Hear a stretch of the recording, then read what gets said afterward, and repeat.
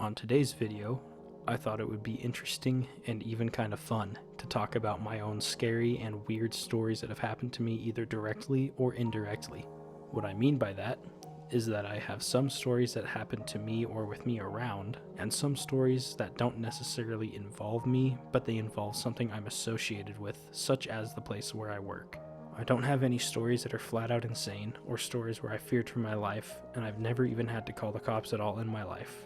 With that being said, I still have some stories that are interesting and some stories that I cannot explain. I still think it's worth sharing these stories even if they're not the scariest stories out there. My name is Emerald, and welcome to the Haunted Hour. So the first story is my scariest story, even though I didn't realize what happened when it was happening. I was a missionary for the Church of Jesus Christ of Latter-day Saints about 6 years ago when this happened. There was one area where I had two companions, usually called a trio or tripan, because usually you have one companion, but sometimes you get paired up with two. So there were three of us total, all that were living in this basement apartment. One night in late September, when we all went to sleep, I had a dream where I was dragging this suitcase along a cobblestone road that was so incredibly loud that it actually forced me to wake up. When I woke up, I was still hearing the sound. Looking around groggy and confused, I quickly realized that the sound I was hearing was loud thunder. The storm must have been right above us. Then I noticed the window in our room was open. The window was not big and nobody could fit through it, but I was shocked to see that it was opened with it being so cold outside, and I remember it being closed when we all went to bed. In the morning, I asked my two companions if they opened that window at any point in the night. They both said they hadn't. I then explained my dream and how I was confused at the sight of the open window.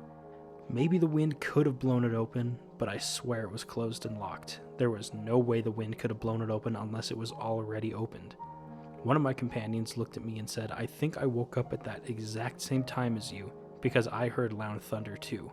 But when I was looking around the room, I looked in the doorway and saw a black figure peering out from behind the door at me, and all I felt was pure fear. I think it might have been demonic. All I could do at the time was stare at it, and then, when I came to my senses, I pulled my blanket over my face to hide from it. I was paralyzed and felt like I couldn't do anything else.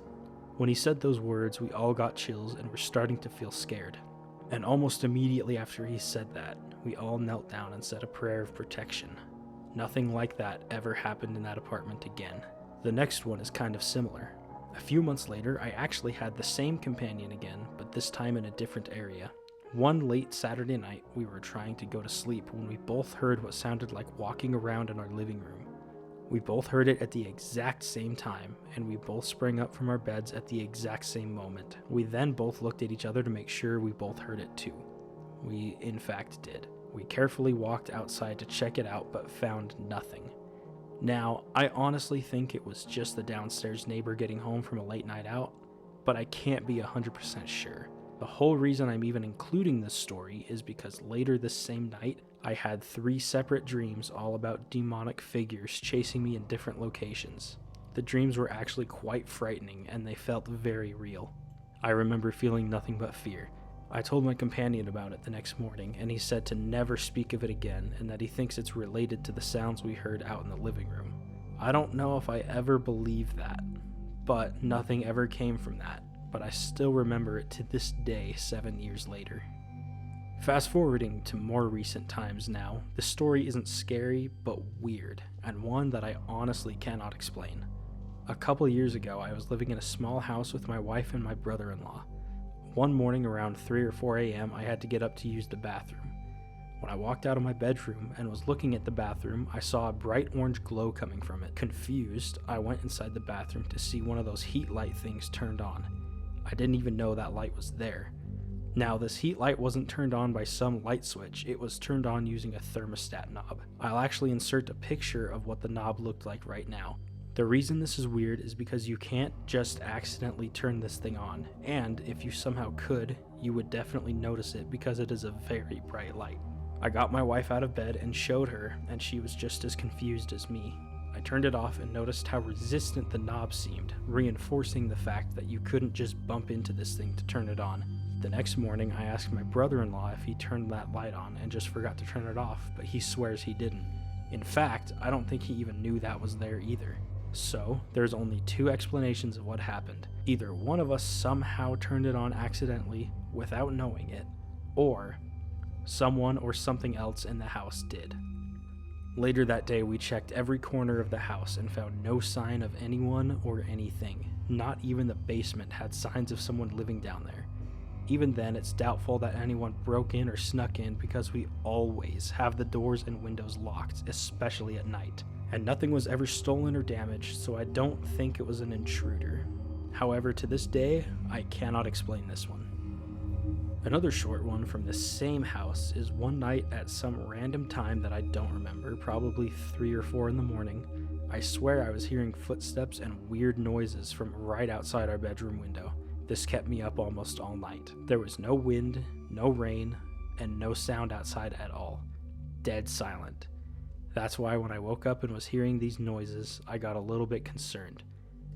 I did try to take a video of it, but when I listened to it later that day, I couldn't hear anything, so I just deleted the video. I never inspected the area I was hearing the sounds from, so I don't know if it was actually somebody or something, but I'm still creeped out about that one. Back in July of this year, me and some of my family went to a cemetery at night to go ghost hunting. Playing Phasmophobia really piqued an interest for ghost hunting, I guess.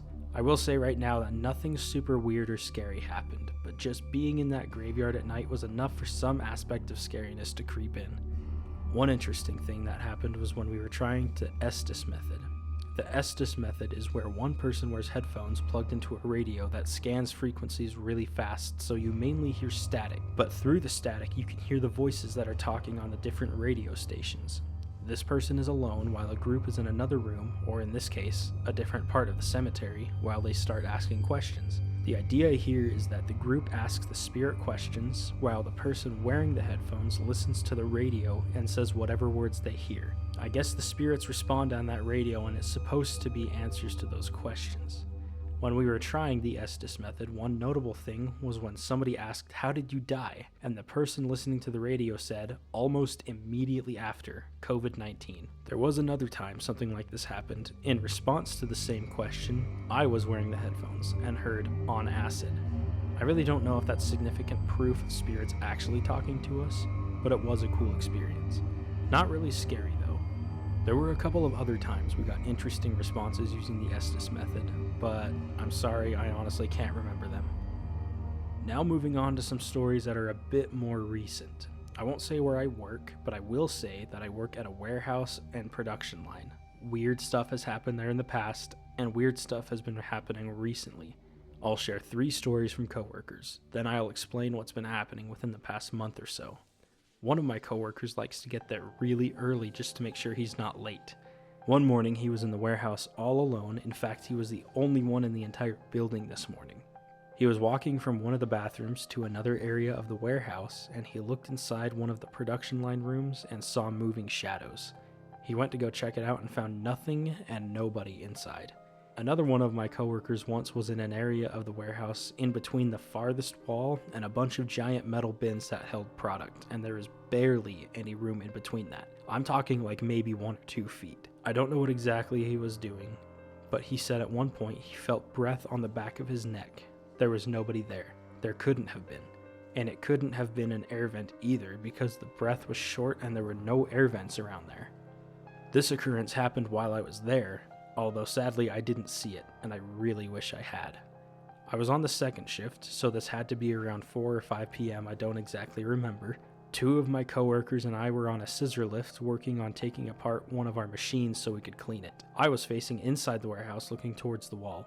My other 2 coworkers on the scissor lift were facing the opposite direction towards an overhead garage door that leads to our outside area of the production facility. We were having a casual conversation when one of my coworkers stops dead in his tracks and focuses on something outside. My other coworker caught a glimpse of it too. They both got down from the lift to go check it out. When I asked them about it, they said they both saw a figure or person walking outside for just a brief moment before passing behind the wall out of sight. When they made it out there, they said there was nobody and nothing around anywhere. Although I didn't see it, I kinda have to believe it because both of my coworkers saw it. Also, this was during the fall, so it was still bright out at this time. I don't know for sure if there really was someone walking around there or not, but all I can do about this one is speculate. Now for some stuff that has happened recently at my work. Over one weekend about a few months ago, some people in management came in on a Saturday to do some work. When they got here, they deactivated the alarm with no problems. When they had tried to set the alarm before leaving, it wouldn't let them because one of the doors at the complete opposite side of the warehouse was open. It was not open when they got there. When the last shift before the weekend went home, they set the alarm. You cannot set that alarm if any one door or entrance to the place isn't closed and locked. I can't figure that one out. It was most likely a homeless person seeking shelter or a past employee that knew how to get in, but that doesn't explain much because the security at this place is tight. Then, the garage door code to our shop randomly got changed. Nobody changed it. I don't think the door code company just randomly resets it, and I don't think it does it by itself either. Somebody changed it, and nobody knows who. Things have been quiet recently, but something fishy was definitely going on. Well, that'll be it for this video.